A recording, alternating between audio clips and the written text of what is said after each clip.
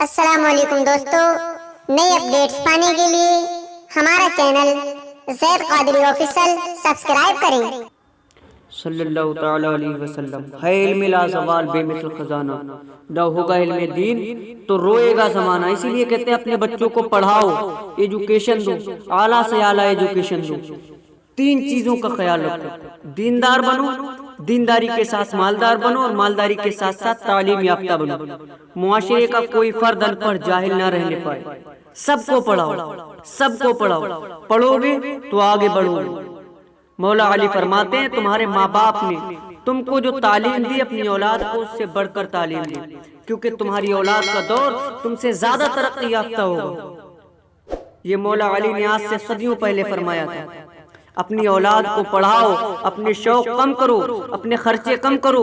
لوگ آج مسلمان کہتے ہیں مولانا ہم غریب ہیں کیسے پڑھائیں؟ میرے عزیز، تو انٹرنیٹ پر جتنا خرچہ کرتا ہے نا، اس میں تو ایک بچے کی فیس آرام سے بھر سکتا ہے اسکول کی۔ یہ جھوٹ فساد مت بکو۔ کیا انٹرنیٹ چلانا ضروری ہے؟ یہ جو فضول خرچیاں کرتے ہو نا، اگر ایک سال میں 10 ڈریس بناتے ہو، 2 ڈریس پر بھی تو آپ سال گزار سکتے ہو۔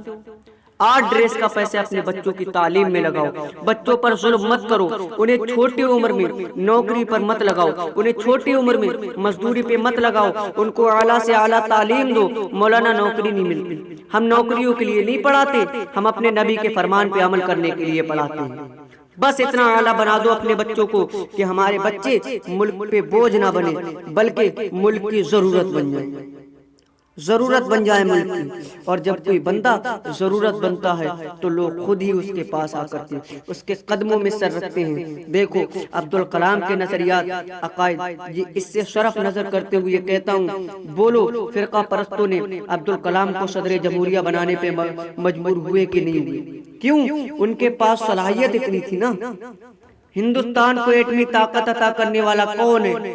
وہ وہی کلمہ پڑھنے والا جسے دنیا عبدالکلام کہتی ہے۔ ہمارے ملک کو ایٹمی طاقت دی اس مسلمان نے دی، کیوں؟ وہ ملک کی ضرورت تھا۔ آپ جانتے ہیں، بات نکل آئی ہے تو کہہ رہا ہوں، جس دن عبدالکلام کا انتقال ہوا تھا اس دن کسی کو پھانسی بھی تو دی گئی تھی۔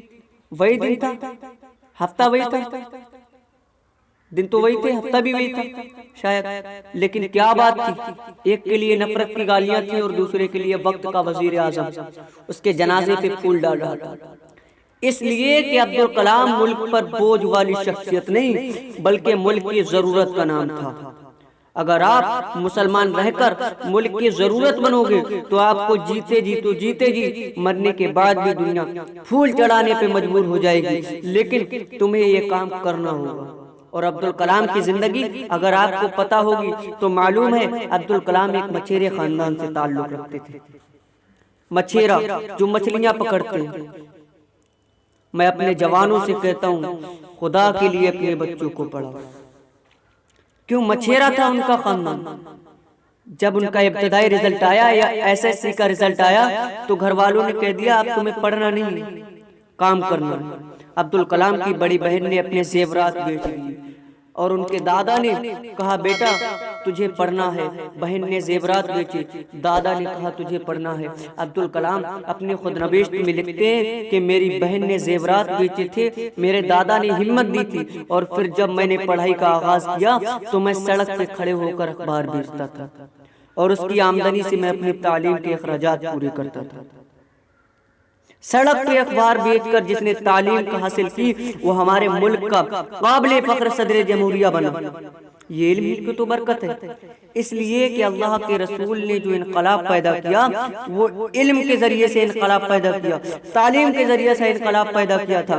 ہمیں بھی چاہیے ہم اپنے بچوں کو پڑھائیں، اپنے شوق کم کریں، فضول خرچیاں کم کریں، بچوں کو پڑھاؤ، اعلیٰ سے اعلیٰ ڈگریاں دلواؤ۔ انشاءاللہ آنے والا دور ہمارا دور ہوگا، بلکہ ہر دور میرے نبی کا دور ہے۔ اللہ کے رسول نے عرب کے بوریا نشینوں کو علم کے زیور سے آراستہ کر کے انہیں کیسر و کسرا کا تاجدار بنا دیا تھا، اور ہم بھی انقلاب پیدا کریں گے علم کے ذریعے سے، لیکن 3 چیزیں، دیندار بنیں گے، مالدار بنیں گے، اور اہل علم بنیں گے اور اہل علم بنائیں گے۔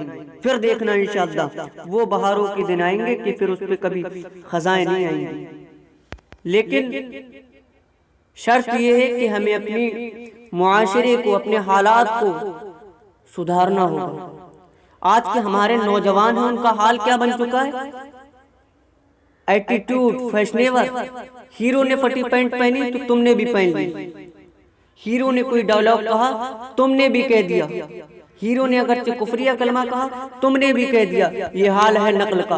نقال مت بنو، شیر کی ایک دن کی زندگی جیو۔ یعنی شیر کسی کی نقل نہیں کرتا، سب اس کی نقل کرتے ہیں۔ اللہ اکبر۔ اے مرد مومن، تو کسی کی نقل نہ کر، اس لیے کہ اگر تیرے لیے ایڈیل بنا کے بھیجا، کسی کو بھیجا تو فلمی اداکار کو نہیں، سیریل کے اداکار کو نہیں، کسی کرکٹر کو نہیں۔ قرآن کہتا ہے لقد کان لکم فی رسول اللہ اسوۃ حسنہ۔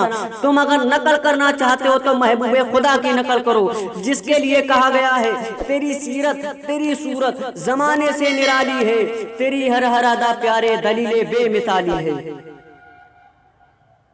تو ایسے بنو، اپنے معاشرے کو سدھارو، فضول خرچیاں کم کرو، پڑوسیوں کا لحاظ رکھو، کوئی بھوکا نہ سونے پائے، سب تعلیم یافتہ ہو جاؤ۔ اللہ سے دعا ہے کہ اللہ دن بدن، دن دونی رات چوگنی ہماری قوم کو ترقیاں عطا فرمائے، اور اللہ ہم سب کو عمل کی توفیق دے، آمین۔ بجائے سید المرسلین، استغفر اللہ ربی من کل ذنب واتوب الیہ، اشہد ان لا الہ الا اللہ واشہد ان محمدا عبدہ